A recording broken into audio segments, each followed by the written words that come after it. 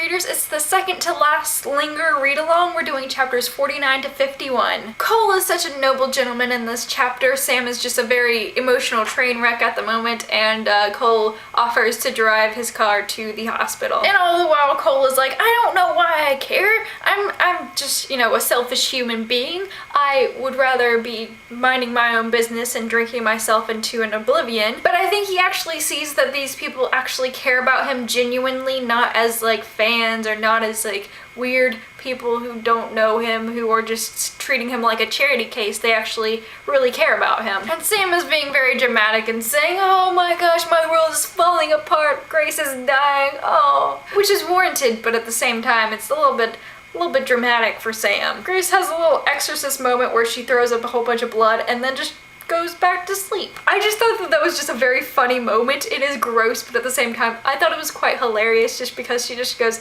okay, and just lays back down and is like, where's Sam? And then Mr. Brisbane comes in and has a Molly Weasley moment. Not my daughter, you.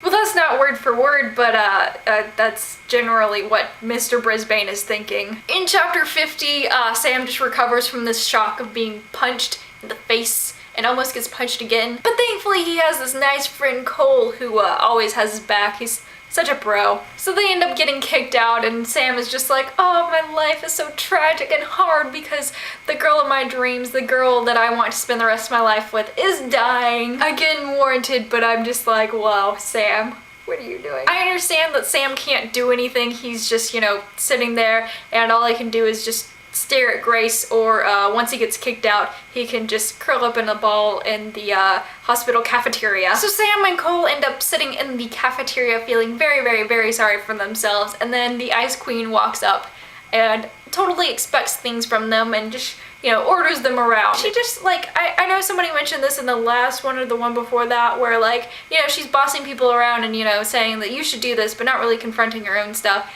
And yeah, sure, Grace is one of her friends, and probably one of her closest friends right now. Like, she helps out, but at the same time, it's just very like, you need to do this, you need to do this. And pushes people a lot more than she pushes herself ever. They talk about wolves, wolves, and more wolves, and maybe what could be happening with Grace, and maybe this, that, and the other, trying to come around with theories. Come on, Dora, rapidamente, por favor. In chapter 51, because Sam is so helpless and hopeless and everything else, he has to depend on the least dependable person in this whole entire book. Thankfully, Cole is a smart person. I hope you all enjoyed those chapters. I'm trying to get this to have a good wrap up, you know, this, that, and the other.